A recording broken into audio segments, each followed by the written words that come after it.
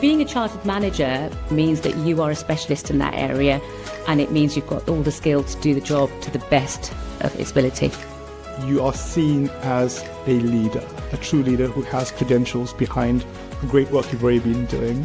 It's enhanced my understanding, it's enhanced my skill set, it's improved my mindset. It makes all the difference. This session is recorded and will be available on the CMI website and YouTube channel. Join the conversation by using the live chat box for your questions and comments. We'll answer as many as we can during the Q&A. Good afternoon, everyone, and welcome to the Resilient Leadership, Wellbeing and Performance Reset for 2026 digital event. My name is Mary, and I am an event delivery coordinator at CMI. Please don't forget to join the conversation by using the live chat box, and feel free to ask any questions you have for the speakers, and we'll answer as many as possible during the Q&A session. I'll now hand over to Olivia Hamill, the event lead of the CMI Northern Ireland Board, to begin today's event. Thank you, Mary. A very warm welcome to everybody joining us live today, and thank you so much for taking the time. I'm so excited about our event today. It's the last one of 2026, and we have some fabulous guest speakers lined up today to share their insights and knowledge. We have Dr. Ross White and Siobhan Kearney, and they will be discussing how intentional leadership, resilience, and psychological safety can shape and sustain your performance in 2026 and beyond. They'll be sharing practical tools and strategies on how leaders can reset their mindsets, prevent burnout, and really build teams that thrive. So let's get started. I'm going to pass you over now to Dr. Ross White, and let's begin with our first session. Thank you so much. Thank you, Olivia, for the warm welcome. It's great to be part of the event today.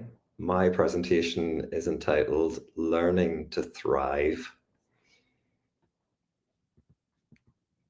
So a bit about myself just initially. I'm a professor of clinical psychology at Queen's University Belfast, and I'm also the founder and director of Strive to Thrive, a psychology consulting organization that really focuses on providing psychological support and coaching services to help promote psychological flexibility, well-being, and peak performance. So a lot of my work would be focused on high-performance environments, including sport, but also the C-suite executive coaching that I do as well. I'm the author of a book called The Tree That Bends: How a Flexible Mind Can Help You Thrive. And some of the content today is drawn from the book, and I'll say more about that at the end. Let's think about this concept of thriving. It's a term that we often use, and I think it's a term that it's important for us to focus on as we move into 2026. Thriving has grown in popularity in sports psychology, and in sports psychology, thriving has a very specific connotation. It's about both performing well and feeling well.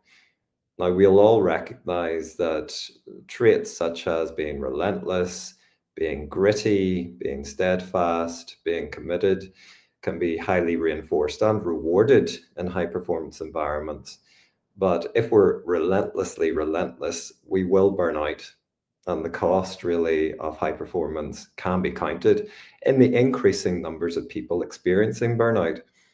So thriving is about emphasizing that those two things don't need to be in conflict with each other. We can both perform well and feel well. So I like to think about thriving as this flexible ability to both strive and survive, but also to take the times and opportunities that are available to revive. So striving, thriving, they're related to each other. And thriving is really about coming together flexibly around the notion of striving, surviving, and reviving. Now, thriving is determined by two categories of factors. One of them are personal factors, And that's the psychology that we might bring. For example, some of the attitudes and perspectives that we might have, some of the qualities that we bring to the fore in how we are in the world, how we are with ourselves, how we are with other people, and also the strategies and behaviors that we might implement. But thriving is also determined by contextual factors, the environments in which we exist. For example, the availability of good social support or family support, and also workplace cultures. Thriving isn't about the development of a particular mindset. It's our ability to flexibly deploy different mindsets as circumstances might require. So a lot of the stories out there, a lot of the messages that we might get is about developing a particular mindset, but thriving is about this ability to flexibly move between different mindsets. So, question for you. If you were to be a tree, what would you be? I guess many of you might be strong, resolute oaks, producing acorns of great ideas. But there may be some of you who might identify more closely with the apple, and that's the nurturer, or perhaps the beech tree, the thinker, maybe the cherry, which is about being visionary, maybe the willow, being empathic and compassionate. Irrespective of what tree you might identify as being, I think it's really important and helpful for us to think about the functioning of trees and how that functioning might vary through the year. So if we think about trees in spring and summer, they are busy being industrious, photosynthesizing, producing the fuel that they need to grow and to develop. So trees have their get mode, which is about striving. We too have our get mode. It's important for us, as I mentioned when I talked about thriving, to have that capacity to strive to achieve the targets that we're working towards and the goals that we set for ourselves. So we have our get mode, and that's about striving. Trees also have their threat mode. They need to be sensitive to risk and danger that they can experience. For example, storms. They need to invest energy in coming back to center after a gust of wind might catch them. They also need to protect themselves from infestation from bugs or from fungi that can kill the tree. So trees have their threat mode, which is about surviving. We too, of course, have our threat mode. We need to be sensitive to risk and danger that we experience. So if we were a caveman or a cavewoman on the plains of Africa, saber-toothed tiger comes along, we needed to respond, or we were lunch. Our symbolic brains generate potential risks and threats that may not be physically present. So we do this mental time travel thing where we anticipate futures that could be potentially catastrophic, or we zip back into the past and remember difficulties and struggles and regrets and might ruminate over those regrets. So we have this very active threat system that can sometimes become overactive. Finally, trees have their reset mode, and trees are in that mode at the moment. So in the global north, we have our autumn now, and that's about the trees becoming dormant, dropping their leaves when the sun's no longer strong, so that they can revive and get ready again for spring and summer whenever the get mode gets activated again. Now we too have our reset mode. It's important for us to revive. Often though, the reset mode can be the poor relative amongst these three motivational modes. And there is something about us reflecting as we come to the end of the year about the importance of resetting, which is a key theme for the event today. So it's fair to say that we can get stuck. Problems do emerge if we get stuck in one of those particular modes. For example, too much get, and we might risk burning out. Too much threat, and life can feel like it's devoid of joy and vitality. Too much reset, and we might struggle to build momentum, and inertia can set in. So instead, we must have this capacity to flexibly and dynamically adjust our motivational modes to meet the demands that we might be facing. I often use this wonky milking stool analogy when I'm working with organizations. So for people and organizations to thrive, the get, threat, and reset modes need to be in balance. Now, if too much emphasis gets placed on developing the get and focusing on striving to achieve, and indeed the threat, so anticipating potential risk, those legs of the stool might be longer than the reset. And we know that actually sitting on a stool that might be like that would not be a good experience.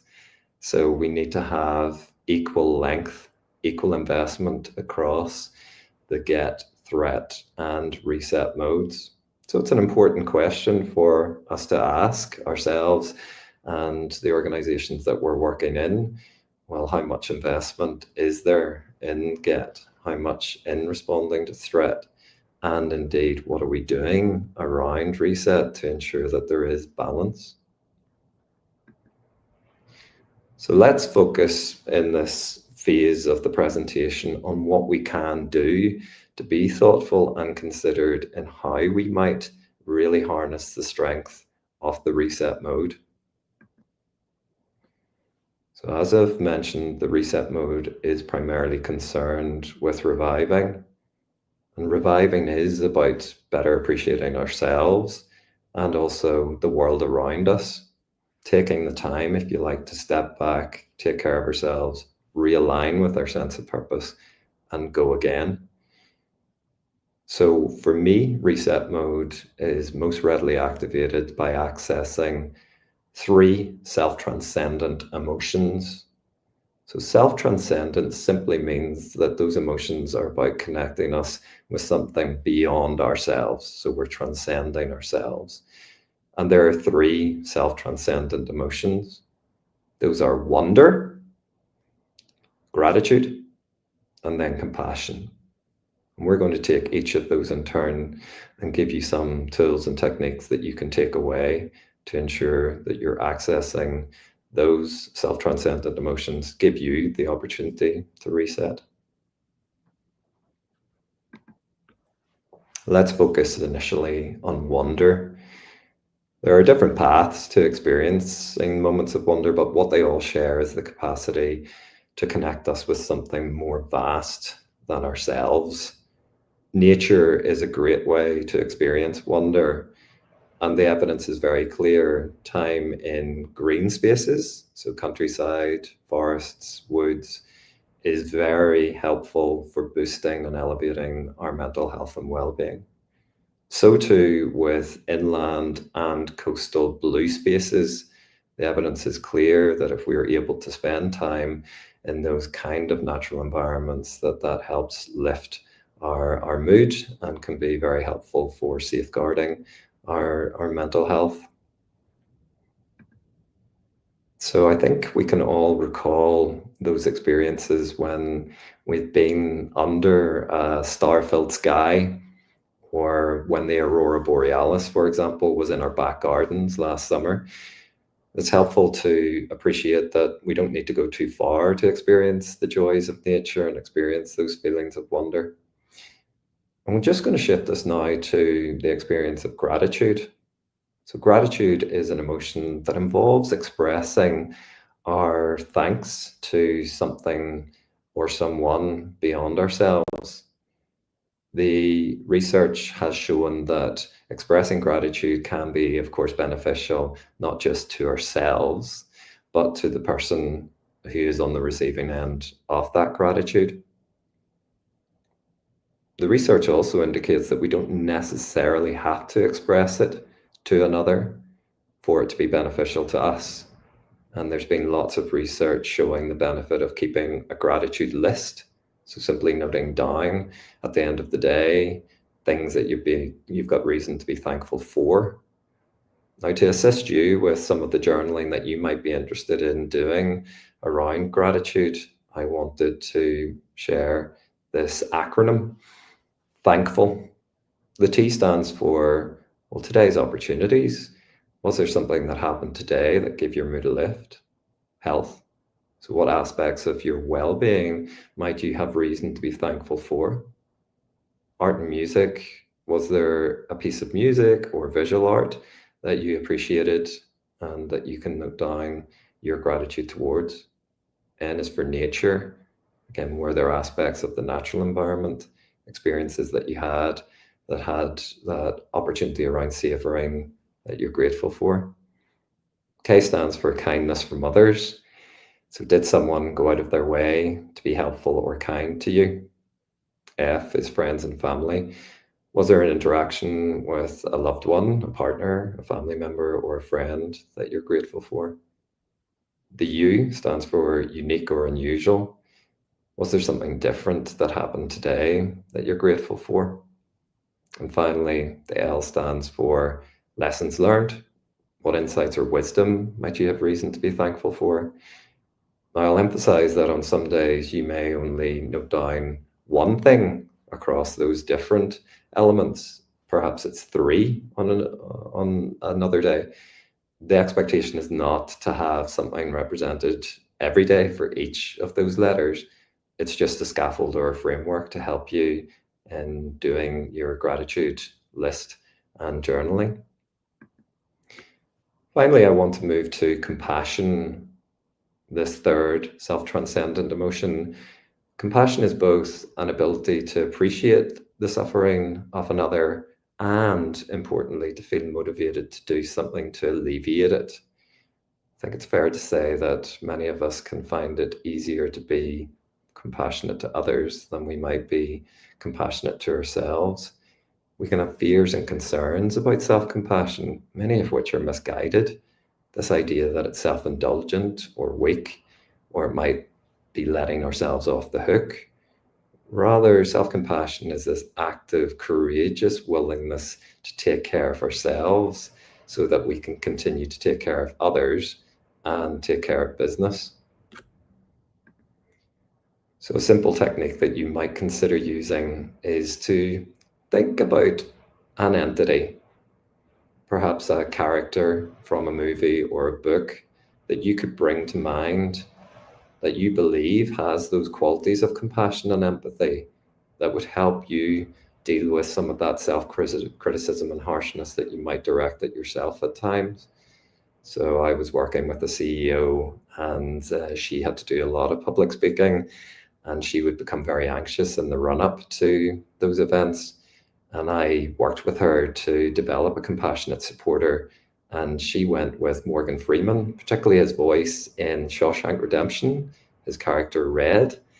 And I asked her, well, what would Morgan Freeman say to you in those moments of doubt and criticism whenever you are experiencing that? Straight away she said, oh, he would say, you've got this. You're in the right place at the right time, doing the right thing. So my invitation to you is really to think, well, who might your kind and wise supporter be? And I hope that thinking about someone that you can bring to mind in those moments whenever you're feeling under pressure, that will help you to reset.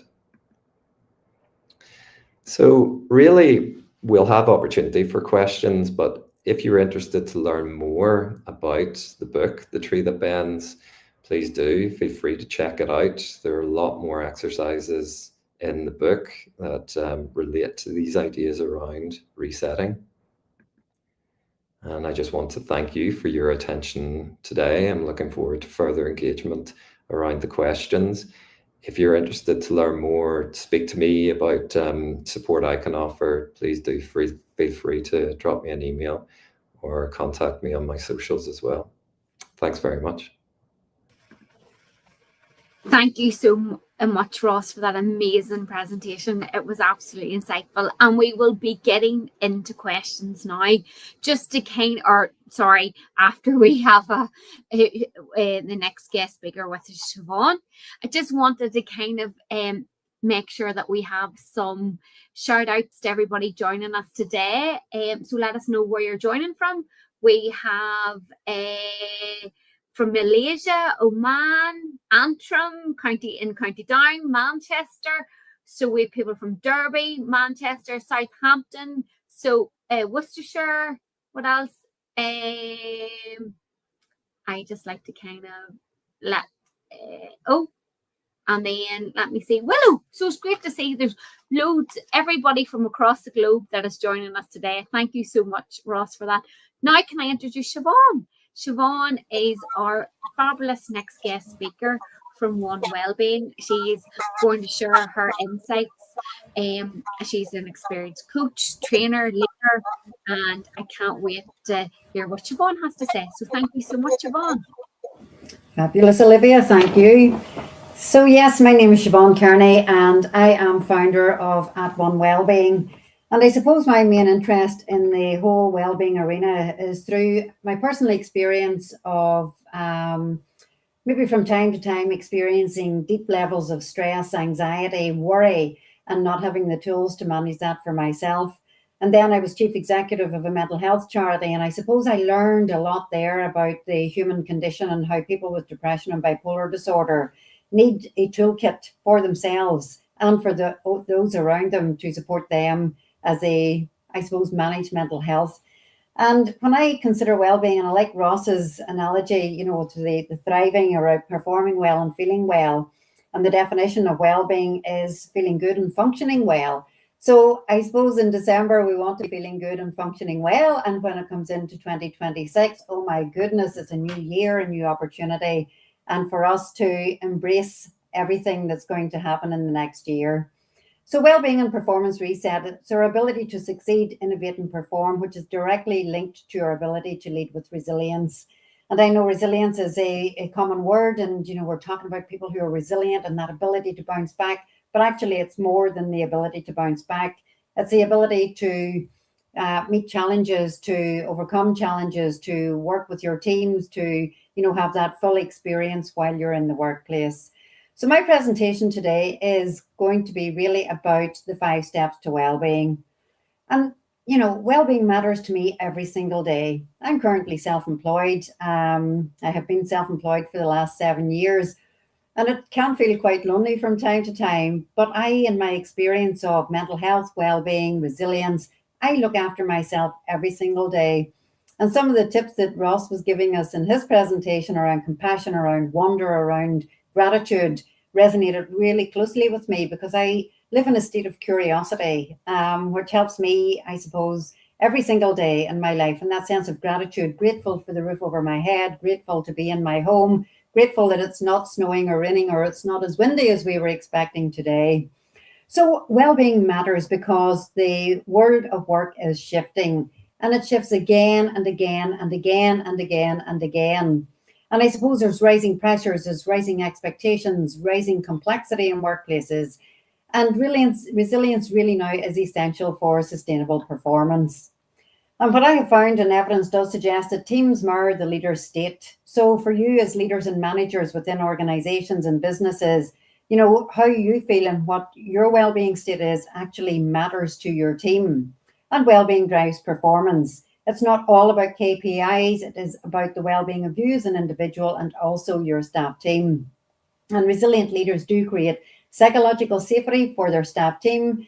They contribute to that sense of clear thinking right across your team and sustainable performance.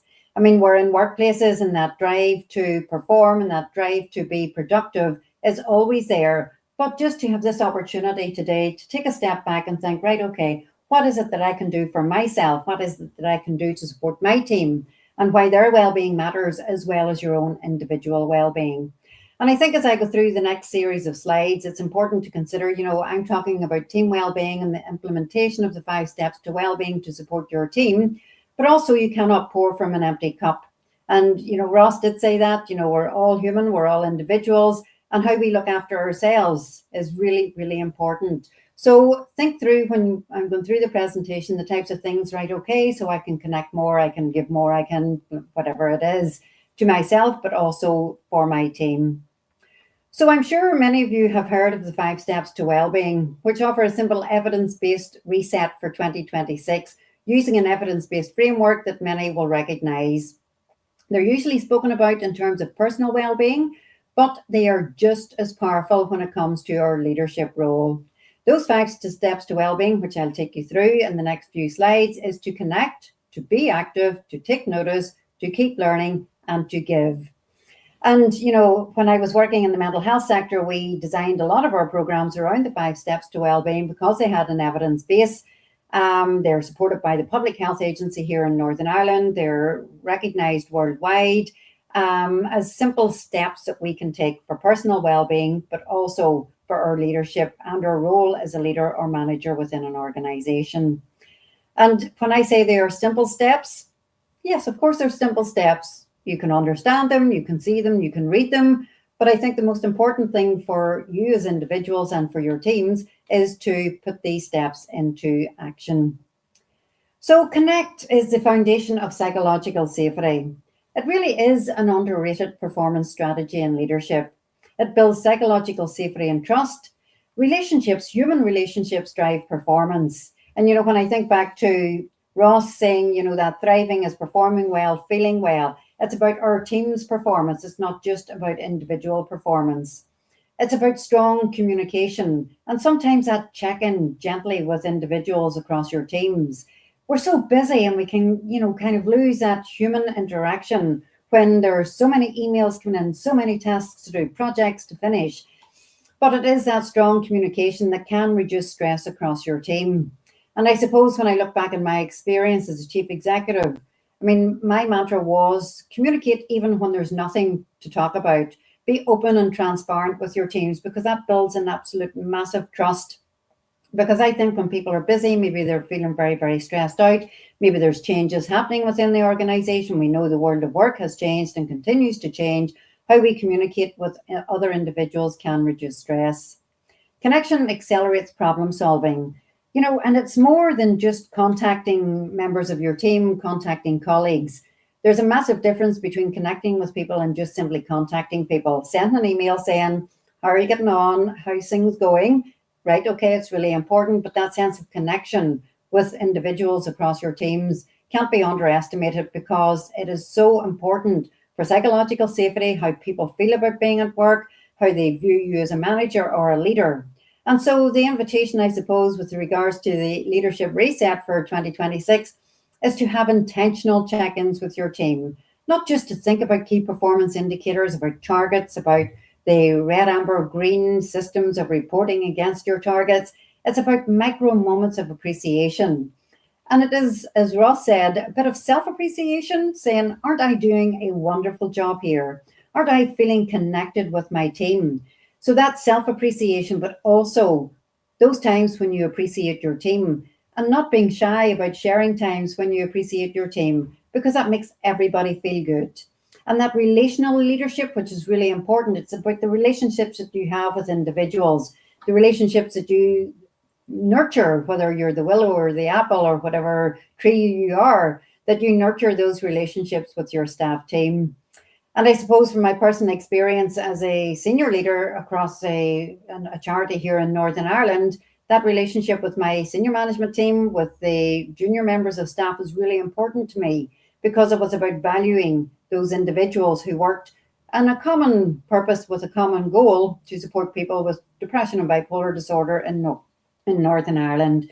So relational leadership, micro moments of self-appreciation, micro moments of appreciation for your team, and those intentional check-ins, whether you start every meeting with a human touch, a relational check-in. I think that's really important when it comes to nurturing your personal well-being and also the well-being of your team. The second step in the 5 steps to well-being is about being active. And you might think, being active, and how is that affecting my performance as a leader or as a manager within my team?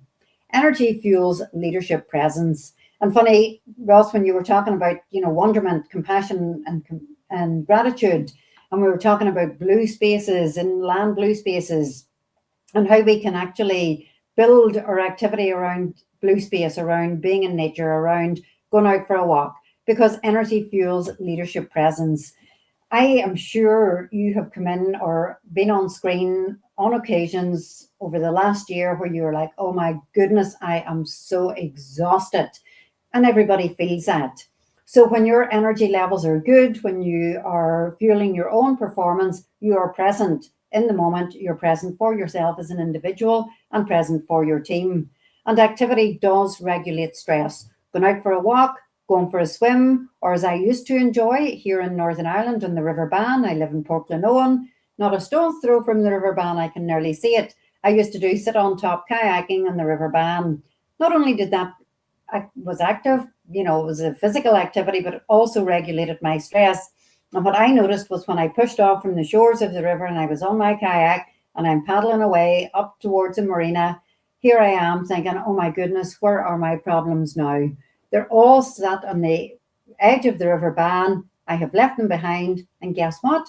They weren't there when I went back because I was so enjoying the moment, looking around, admiring the trees, the reflection on the river, all of the beautiful stuff that was happening on the River Bann. Energy can boost your focus and decision making. We know that there's an evidence base behind it.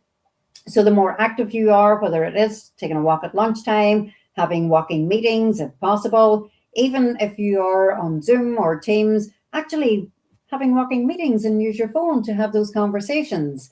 And those teams, that mirrors your energy. If you're energetic, if you're active, if you feel good, if you perform well, actually your team mirrors that energy.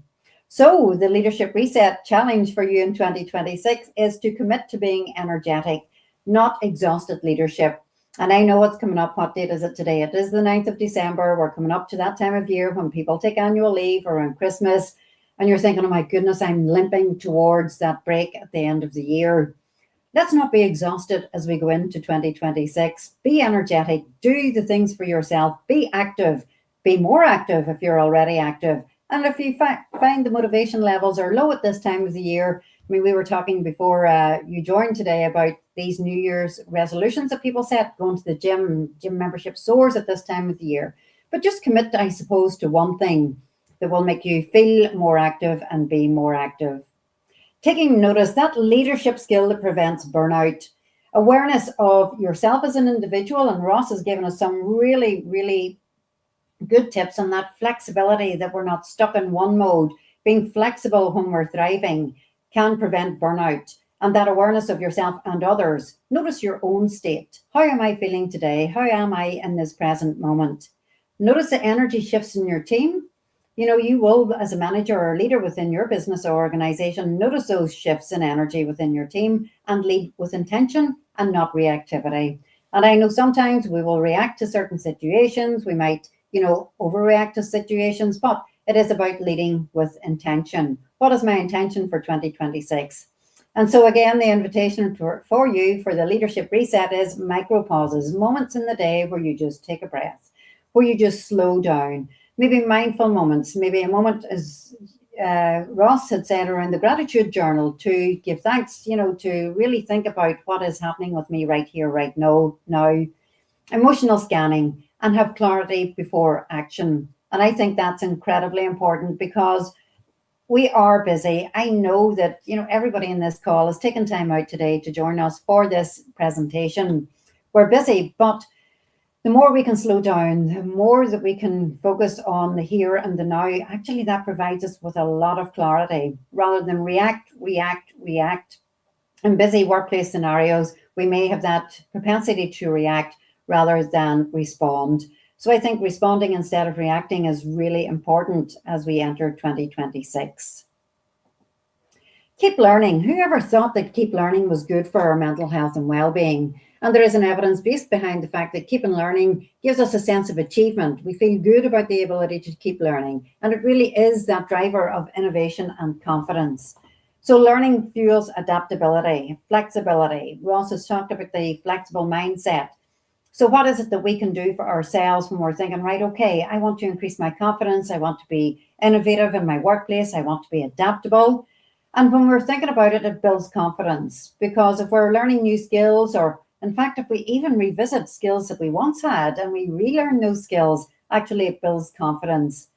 And in a busy workplace, stagnation, there really is no time, I suppose, for stagnation in the workplace.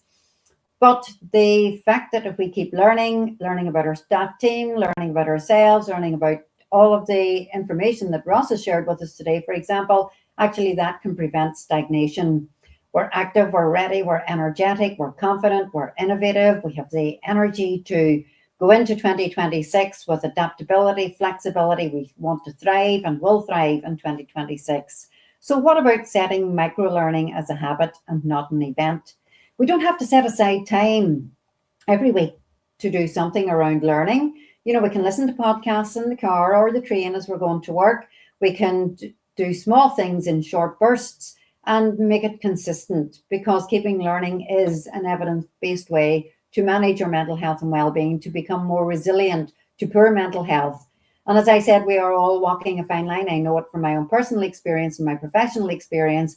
We're walking a fine line, particularly around this time of the year, which can bring up emotions for some people, which maybe are not positive emotions. So make micro-learning a habit, and building in those moments where we take time just to sit, relax, read a book, listen to a podcast, watch a television program, whatever it is that you have an interest in. And then give, which is the unseen engine of motivation and culture. And, giving ourselves a hard time, Ross, you touched on it in your presentation, giving ourselves a hard time is so much easier than being more gentle with ourselves, with being more generous towards ourselves. And it is, that self-compassion, and it's not selfish. And, when years ago when self-compassion was mentioned, Ross, you're quite right. It was like, oh, this is an excuse to get me off the hook, or this is just how I choose to spend my time, being more compassionate towards myself. But giving is not just about acts of kindness. It is about generosity and leadership, generosity towards self and generosity towards others. And thinking of ways where I could be more generous to my team. It doesn't mean that you're constantly giving gifts or time off or whatever it is. It's the time and the energy that you give, the understanding and compassion that you give to others as well as yourself. And it does drive culture and motivation. It strengthens trust within teams. It enhances team morale. And it also drives engagement. When you are in a leadership or management position, you're seen as a leader who gives time to their staff team, who gives encouragement to the staff team, who leads with enthusiasm, leads with energy. That has a really positive outcome for your staff team. And so leading with generosity in 2026, recognition, time, clarity, autonomy, these words that we recognize, no doubt, when it comes to your own teams, allowing your team to act with autonomy, to provide clarity, to give time, not only to complete tasks, but also your personal time. And I must be mindful as well, because when we give to others more than we give to ourselves, there can be a blurring of boundaries. And I think it's important at this stage to mention maintaining healthy boundaries for ourselves, to make sure that we are not, that our energy is not, what is it they call it, the energy vampire, that people aren't sucking our energy and taking away all of our good energy. Actually having boundaries in place where they're healthy for you, but also allowing you the opportunity to give what you need to give to your entire staff team. So the 2026 reset, it's not about making massive promises or resolutions to yourself or others as we step into 2026. The 5 Steps to Wellbeing gives us practical evidence-based roadmaps to our own personal wellbeing and that of our staff team. And just as a reminder, connecting with others, whether it's in your personal life or your professional life, as opposed to just being in contact with them, builds trust. It makes you a leader who cares, because people know that you're connecting with them at a human level and not just at an organizational or business level. Being active maintains your good, positive energy. Taking notice means you're aware of your own energy levels. It means you're aware of your own mental health and well-being. And so taking notice makes you stay aware, not only of yourself, but of your staff team. That adaptability, the flexibility, so keeping learning. I mean, we've heard the saying, or perhaps you haven't heard the saying, here in Port Glenone, we have the saying, every day is a learning day. Well, yes, it is, because if you implement the gratitude and compassion that Ross talked about, that sense of wonder, my goodness, there are so many opportunities available to us without even going online to keep learning. And give strengthens culture. And I think, if we're thinking as ourselves as individuals within a business ecosystem, it's about taking care of yourself first, and then that makes you better able to care for your team, to support your team, to build that trust, that empathy, moving forward into 2026. 2026. I was going to say 2027. So let's begin today, and I know that we're going to move to the Q&A in a few moments. So thank you very much for your staying with me, and thanks to Ross for his wonderful presentation before mine, which provided me with some excellent context. So thank you very much. Thank you so much, Siobhan. That was absolutely amazing. I love the whole fact about energy and being energized going into 2026. Brilliant. So if I get Stephen, or sorry, not Stephen, I'm looking Stephen on the feedback or in the comment section. Ross, sorry. There is a few of our pre-sat questions. Folks, remember, please, if you've any questions for our guest speakers today, please write them in the chat, and I'll have asked them to Siobhan and Ross. So let's get started. Our first question that was submitted prior to the event was, any tips on recognizing the signs of dipping resilience quickly?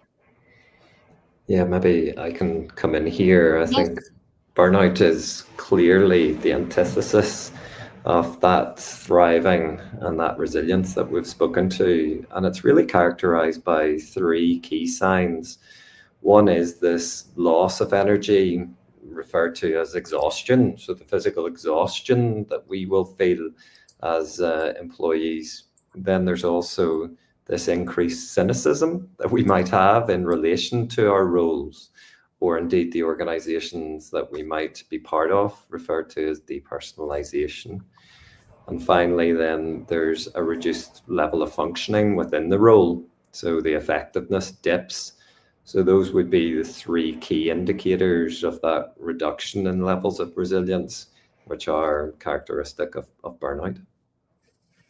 And Siobhan, do you have anything that you would like to add to that? Thank you. Muted. Siobhan, you're muted. I shall unmute myself. Thank you very much. Take a bow. Yeah, so as Ross was saying, actually the signs of burnout are hard to recognize, particularly when you're in it, and, the dipping resilience. And I think it's really important that we begin to notice those emotional changes and observe those changes and focus on energy.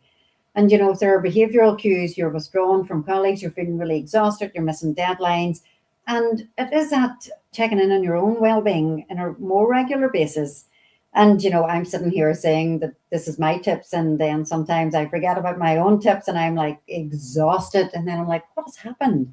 And then it's only when I look back, I've been up early in the morning, I've been working long hours, and then it's like, oh my goodness. So there you go, Siobhan. That's what it is. So I suppose it's about early recognition, and then the practical steps, Ross, around what you talked about. The compassion, the ability to thrive, the flexibility, the gratitude, the wonderment, all of those things that really do help to really build our resilience to poor well-being, poor mental health, or mental illness. So I'm going to there's a question that's kind of linked to this about recognition, and it's about great talk. What would you say that is a good aspect of wellbeing tools to reset for workers and managers to utilize for their individual well-being? So kind of what tools would you recommend in order to help with a reset for workers and for managers? So I think like as for teams, as employees. Yeah, great. Yeah, lovely. Thank you. So yeah, I hope that the three self-transcendent emotions that I refer to are helpful at guiding some thinking around practical strategies, tools that people might be able to use. In addition, something that I've found incredibly helpful in my professional and personal life, and I know that many people on the meeting today will also have experienced this too, mindfulness practice. Mindfulness can be a fantastic way of just developing that ability to be anchored in the here and now, and to be willing to lean into difficult thoughts and emotions that can show up. So mindfulness helps to improve both our present moment awareness, but also to develop some of the insight that we might have into the nature of our experiences. So even setting aside 15 minutes per day, perhaps even 4 or 5 times a week to practice that mindfulness, it's a muscle that the more you do engage with it, the stronger it gets. It's a proactive approach. Often people fall into the misconception of thinking that mindfulness can be used in a reactive way. Oh, I've had a stressful day, I'll try that mindfulness thing. And it's kind of like sewing your parachute as you're jumping out of the plane. You need to do that work in advance. So I think investing time and energy in developing a mindfulness practice will be good for the leaders in the call today. And also with mindfulness, you can integrate some self-compassion practices. So when you're searching for guided mindfulness meditations, and there are many that people can access via YouTube or via audio files through the like of Spotify or Amazon Music, etc., you can look for what's called loving kindness.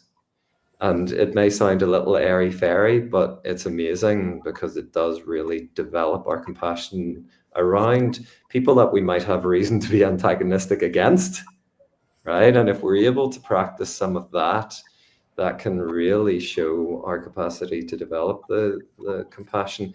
And it's also then about directing some of that kindness towards oneself. So I hope, in addition to what I shared earlier and the great stuff that Siobhan was sharing, that might be helpful for people to take away by way of reset moving into 2026. I've already made my note, love and kindness on YouTube. Siobhan, have you got any suggestions? Oh my goodness, just reflecting on Ross, what Ross has said, around the mindfulness piece.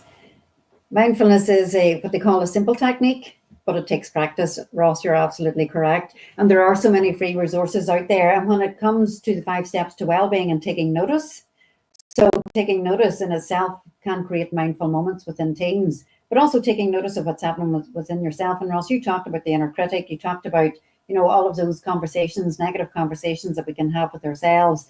So if we're thinking about a reset, not only for the managers, but the workers, it's about maintaining those good connections, setting really healthy boundaries, about, taking notice of what's happening within the team, spending that time, taking time out, whether that is a one-to-one conversation or creating opportunities for the team to come together. And it doesn't have to be an all-day session. It doesn't have to be a half-day session.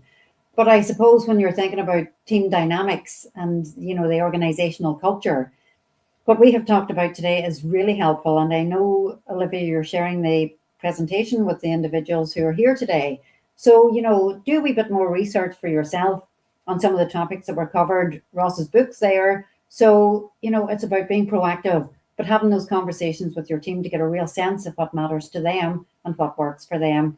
There's no point in having a top-down approach without consultation with others. And so it builds that sense of team. And you know what? It's for individual well-being and for group well-being and for business well-being and organizational well-being.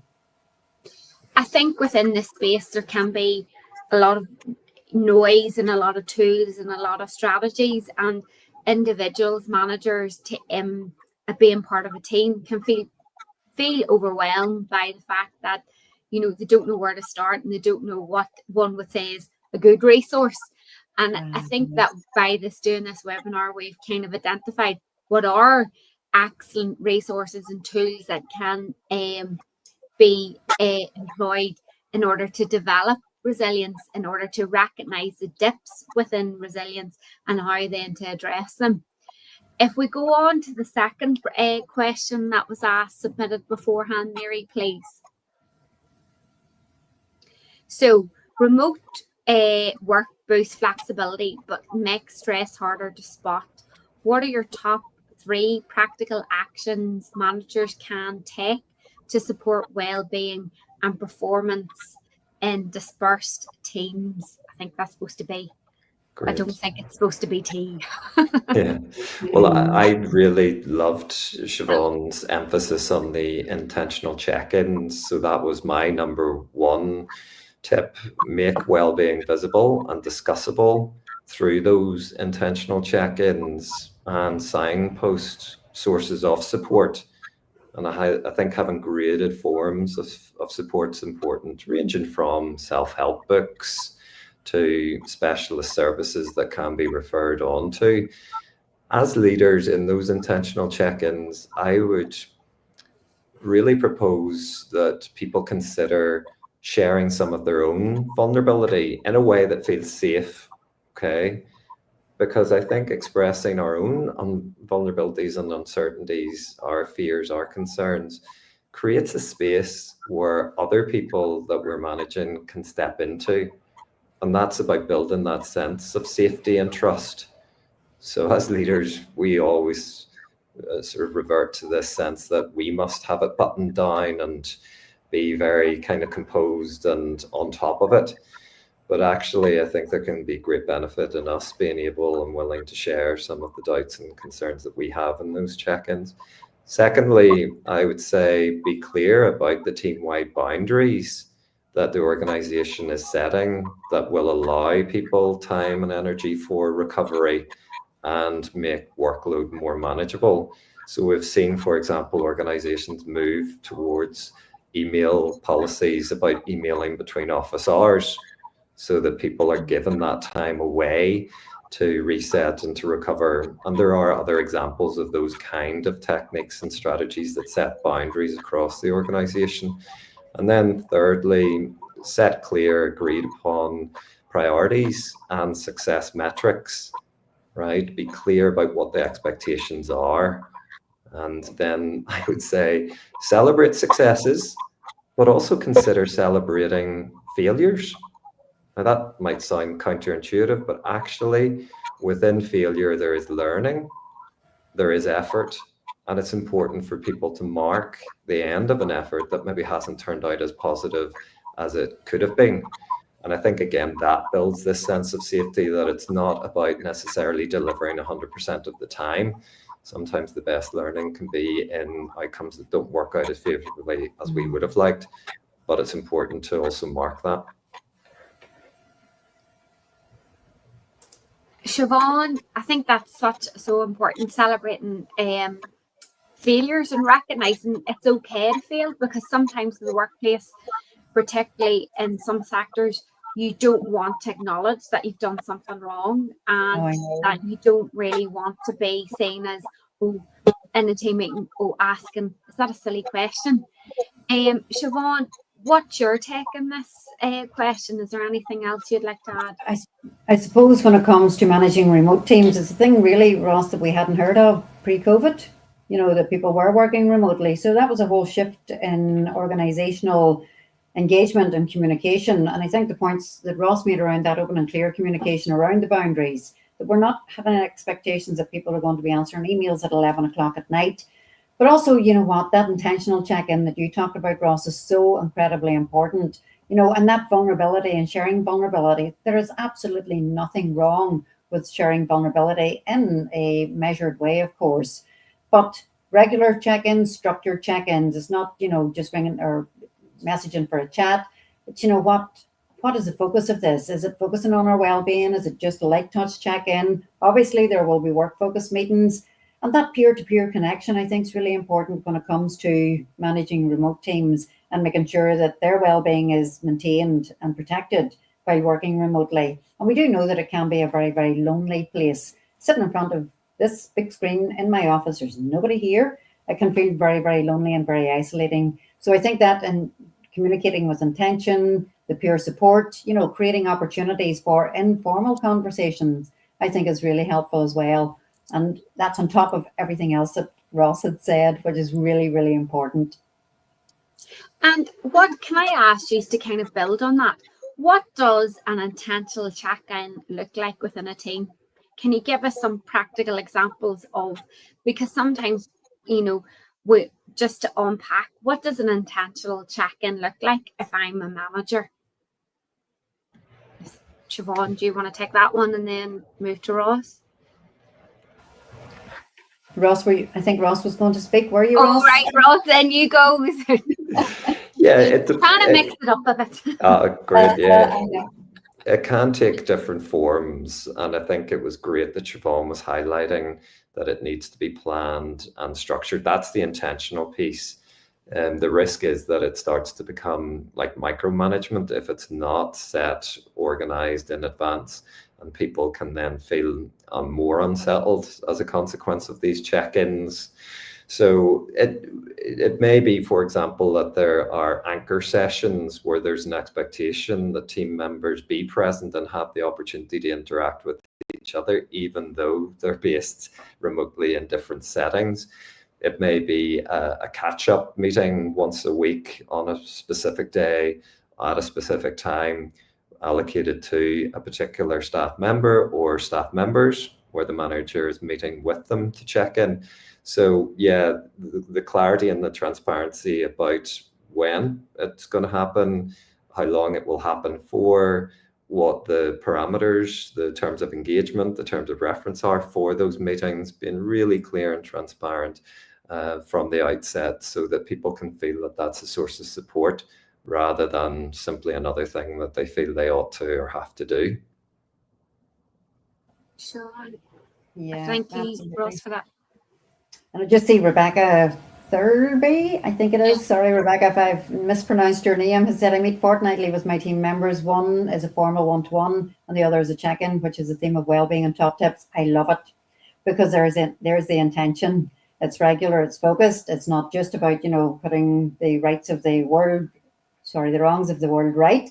Actually, it is an intentional focus on staff well-being. So even things like that are so practical and manageable are really, I think they're a really good signal to staff that actually my manager cares, my manager is taking the time, and therein lies the intention. So when it comes to intentional well-being, intentional leadership, I think Rebecca has just hit the nail on the head with that one. So I have nothing more to add. But Rebecca's actually asked a question, and I think Stephen in the chat was answering in terms of AI. So in terms of, Siobhan, you had mentioned about a few walking team meetings with the video off. We got a lot covered, but I couldn't take any notes. Are there any tips for that? So have you used any, I know, in terms of AI technologies, but I think it depends on the company policies and policy, of course it would. Absolutely. I mean, there are so many apps that you can download that can actually even transcribe the conversation. TurboScript is one that I would use on a regular basis.